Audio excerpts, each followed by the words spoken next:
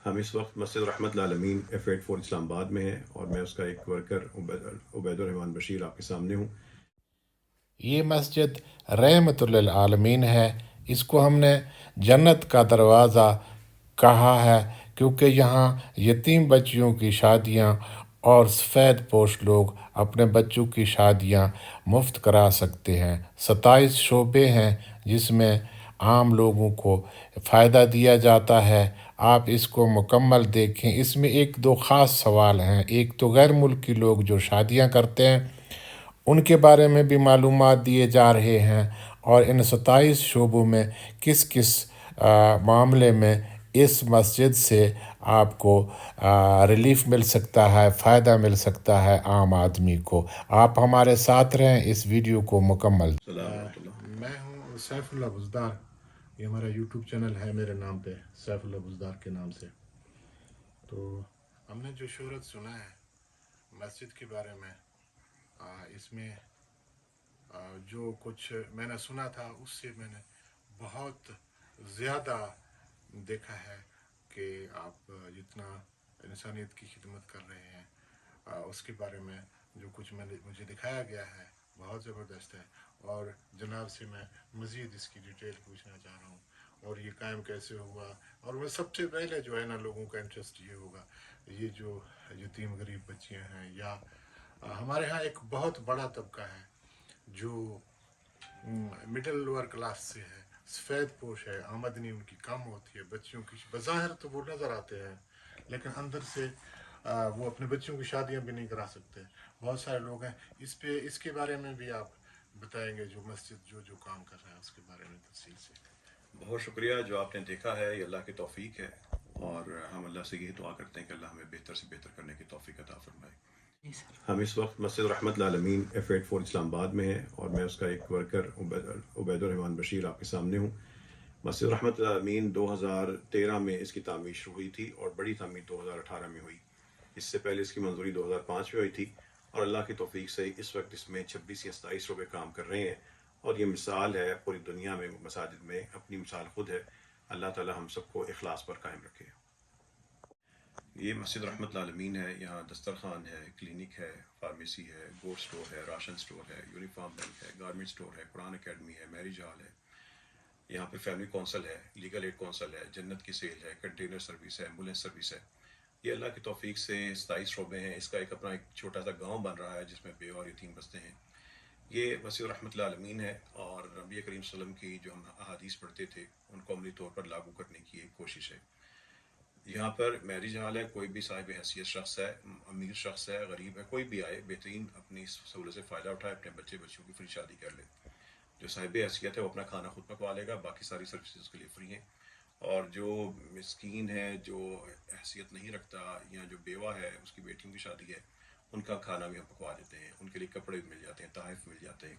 لیکن یہ سہولت انہی لوگوں کے لیے ہے جو اس یہاں پہ آ کے شادیاں کرتے ہیں۔ یہ اللہ تعالیٰ کی توفیق سے ایک نظام بنا ہے کہ مسجد وسیلہ رحمت ہے، ذریعہ رحمت ہے، باعث رحمت ہے، اور مسجد سب سے بڑا مرکز رحمت ہے۔ جی، ایک سوال ہے کہ عام طور پر لوگ جو نکاح وغیرہ ہے، یہاں نکاح کا انتظام بھی اسی مسجد میں آپ لوگ کرتے ہیں؟ یہاں پر ولیمے کا بھی ہے، نکاح کا بھی، جو منگنی کا بھی ہے، کوئی بھی تقریب کرنی ہو، اس مسجد رحمت العالمین کے دروازے کھلے ہوتے ہیں، لوگ آتے ہیں۔ 207 یہاں سے شادیاں ہو چکی ہیں۔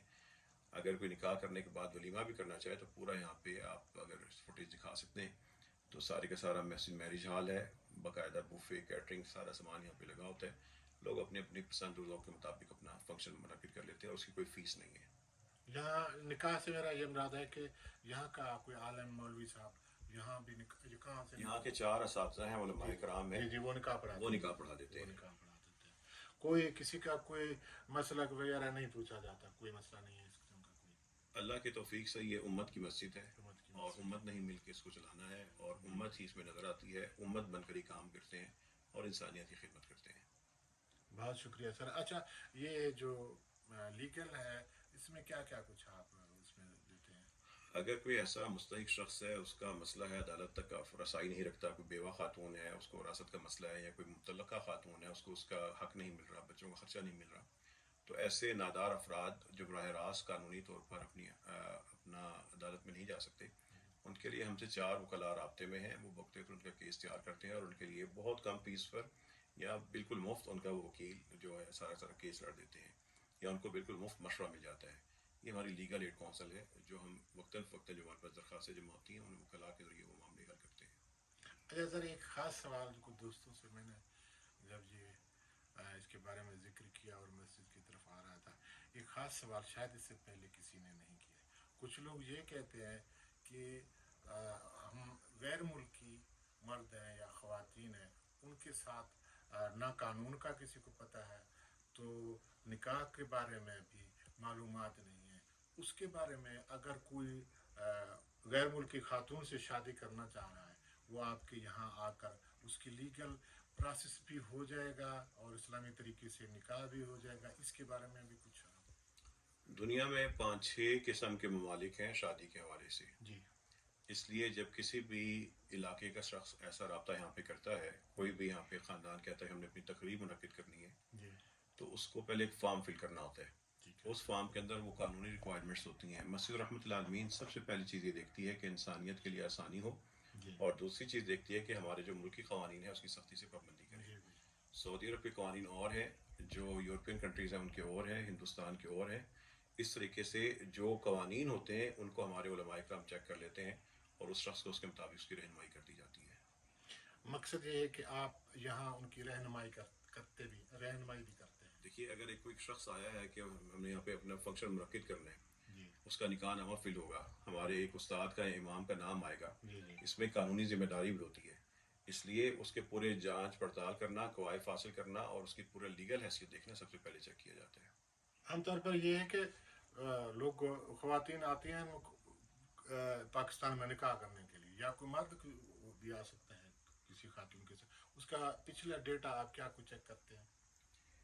دیکھیے اس کا جو پہلا ڈیٹا ہوتا ہے نا، سب سے پہلا وہ نکاح نامہ ہوتا ہے، وہ ہمیں چیک کرنے کی ضرورت نہیں ہوتی، ہم واجبی طور پر مل لیتے ہیں. جی جی لیکن جب ایک خاتون آئی ہے جی جی تو خاتون پاکستان کے اندر سے آئے باہر سے آئے، اکیلی آگے تو اپنا نکاح نہیں کرے گی، اس کا ولی ہوگا، وارث ہوگا. وارث ہوگا. ٹھیک ہے، ولی اور وارث کے بغیر اس کا معاملہ آگے بڑھ نہیں سکتا. نہیں بن سکتا. اسی طرح اگر مرد ہے تو عام طور پہ ہمارے جاننے والے اس شہر کے لوگ، اس ملک کے لوگ آتے ہیں، ان کے بھی پھر ولی ان کے وارث ہوتے ہیں، ساتھ 2 احباب ہوتے ہیں. جی ان کی ایک پورے جانچ پڑتال کا ابتدائی مرحلہ ہوتا ہے. جی جی اس کے بعد بھی اگر کوئی جھوٹ بول رہا ہے اور قانونی طور پر دستخط بھی غلط کرے تو اس کا مسئلہ ہے، ہاں. مسجد ظاہری طور پر معاملات دیکھ سکتی ہے اور اسی کی ذمہ دار ہے. میں ایک بات کلیئر ہو گیا کہ خواتین آتی ہیں پاکستان میں، آپ نے سنا ہوگا بہت سارے ہیں وہ نکاح کرنے کے لیے آتے ہیں، تو اگر ان کے ساتھ ولی نہیں ہے، اس کے پاس ان کے ساتھ کوئی قانونی طور پر ایسا کوئی رشتہ دار نہیں ہے جیسے اسلام میں یا کوئی اس قسم کا کوئی ہے مسئلہ، تو وہ اس کی نکاح نہیں ہوتی ہے.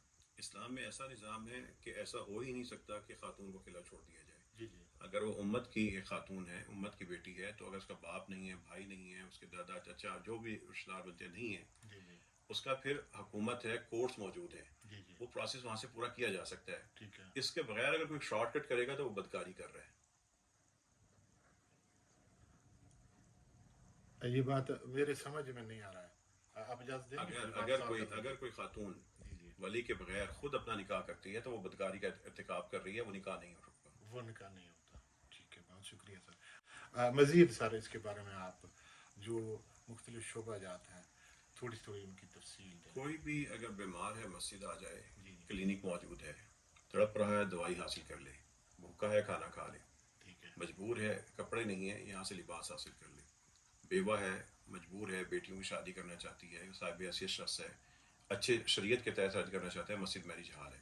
جی جی کنٹینر سروس ہے، جو مزدور بیٹھتے ہیں، جو مجبور لوگ ہیں، یہ مسجد ان کی ہے. ٹھیک ہے. یہ مسجد رحمۃ اللہ عالمین ہے، اور نبی کریم صلی اللہ علیہ وسلم کی طرف جو نسبت کی گئی ہے اسی جذبے کے تحت کی گئی تھی کہ ہم نہ صرف کہیں بلکہ بن کر دکھانے کی کوشش بھی کریں. مسجدیں اگر ہر شہر میں ایک بڑی مسجد اس طرح کا نظام بنا لے تو پورے شہر کے لیے ایک بہت بڑا کفالت کا نظام بن جائے، ان کو بھوک سے بچانے کا نظام بن جائے، ان کو سہولت اور رحمت دینے کا نظام بن جائے. سر کوئی آدمی یاد آتا ہے آپ کے پاس سردیوں میں وہ ٹھٹر رہا ہے، اس کو کپڑے چاہیے، بوٹ چاہیے یا اس کو کوٹ چاہیے، آپ اس سے کیا پوچھتے ہیں یا کوئی چیز آپ دیتے ہیں اس کو؟ جو بھی شخص یہاں پر آئے گا نا، جو بھی تکلیف میں آئے گا یا تکلیف میں بھی نہیں بھی ہے، یا وہ مستحق ہے غیر مستحق ہے، پیشہ ور بھکاری بھی ہے، جو بھی آئے گا، جی جی اس مسجد کے دروازے پہ آئے گا اس کا سب سے پہلے فارم فل ہوگا، جی اس کی معلومات لی جائیں گی، ٹھیک ہے اس کے بارے میں جج کیا جائے گا، اس کا انٹرویو ہوگا جی اور اس کے بعد اس کی امداد کا مرحلہ شروع ہوگا۔ ٹھیک ہے یہ بہت سی امانتیں ایسی ہیں کہ جو صرف حقدار کے لیے ہیں، جیسے زکوٰۃ ہے، صدقات ہے، راشن ہے۔ جی جی کچھ سہولتیں ایسی ہیں کوئی بھی فائدہ اٹھا لے، میرج ہال سے کوئی بھی فائدہ اٹھائے، کلینک سے کوئی بھی آ کے چیک اپ کروا لے، ٹھیک ہے کوئی بھی دسترخوان سے کھانا کھا لے، کوئی چیکنگ کی ضرورت کوئی نہیں ہے۔ چیک کرنے کی ضرورت لیکن اگر کوئی آ کے کہے گا کہ میرے پاس راشن نہیں ہے جی یا مجھے زکوٰۃ فنڈ دے دیں یا مجھے پیسے چاہیے، ٹھیک ہے اس کی انویسٹیگیشن ہوگی، اس لیے کہ وہ سب چیزیں صدقات ہیں اور وہ ان لوگوں کا حق ہے جو اللہ نے قرآن میں بیان کی ہے۔ کوئی شخص آئے باہر سے، وہ سست آدمی ہے، اس نے کام نہیں کیا کہ یہاں سے اپنا راشن لگوا لے، ایسا نہیں ہو سکتا۔ ایسا نہیں ہو سکتا۔ سر بہت شکریہ۔ مزید آپ کچھ اپنی طرف سے بتانا چاہ رہے ہیں یا کوئی پیغام دینا چاہ رہے ہیں؟ بزدار صاحب، آپ ماشاء اللہ ٹھنڈے علاقے کے، یعنی میٹھے علاقے کی آپ کی میٹھی بولی ہوتی ہے۔ آپ کا ہم یہاں پہ آنے پہ بھی شکریہ ادا کرتے ہیں اور آپ اس محبت سے آتے ہیں۔ جتنے بھی ہمارے صافی ہیں یہ سارے کے سارے نیکیوں میں انشاءاللہ آپ شامل ہیں۔ ہم اللہ سے یہ دعا کرتے ہیں کہ اللہ تعالیٰ آپ کے اس پروگرام کے ذریعے دیگر لوگوں کو بھی ایسی مساجد بنانے کی توفیق عطا فرمائے، اور آپ کے علاقے میں جہاں سے آپ کا تعلق ہے بطور خاص، وہاں پہ بھی کم از کم ایک ایسی مسجد ہو جو مسجد رحمۃ اللہ عالمین سے بھی بہتر ہو۔ آمین ثم آمین۔ ڈاکٹر صاحب بہت بہت شکریہ۔ شکریہ جی آپ کا، جزاک اللہ خیر۔